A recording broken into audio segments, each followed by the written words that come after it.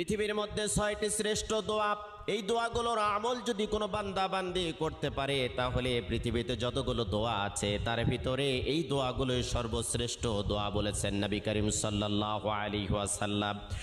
কোনো বান্দা বান্দি যদি যতই বিপদে থাক, কষ্টে থাক, দুর্ভিক্ষে থাক, উৎকণ্ঠার মধ্যে থাক না কেন, সকাল থেকে সন্ধ্যা পর্যন্ত যদি কোনো বান্দা বান্দি দরুদ শরীফের আমল করতে পারে, রাতের বেলা যদি দরুদ শরীফের আমল করতে পারে, হাজারো অশান্তির দাবানল থেকে আল্লাহ রাব্বুল আলামিন শান্তি দান করবেন। 1 নম্বরে দরুদ শরীফের আমল করবেন। 2 নম্বরে ইস্তেগফার।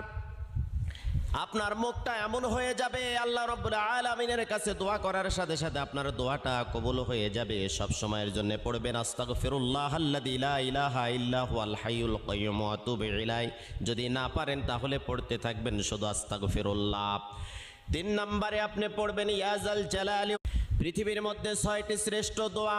এই দোয়াগুলোর আমল যদি কোনো বান্দা বান্দি করতে পারে তাহলে পৃথিবীতে যতগুলো দোয়া আছে তার ভিতরে এই দোয়াগুলোই সর্বশ্রেষ্ঠ দোয়া বলেছেন নবী করিম সাল্লাল্লাহু আলাইহি ওয়াসাল্লাম।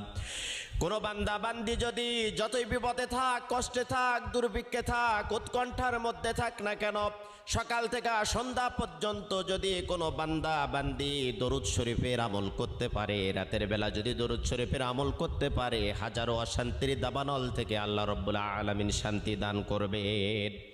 1 নম্বরে দরুদ শরীফের আমল করবেন। 2 নম্বরে ইস্তেগফার।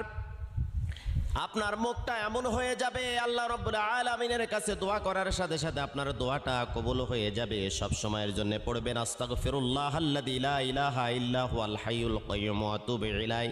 যদি না পারেন তাহলে পড়তে থাকবেন শুধু আস্তাগফিরুল্লাহ। 3 নম্বরে আপনি পড়বেন ইয়া যাল জালালি।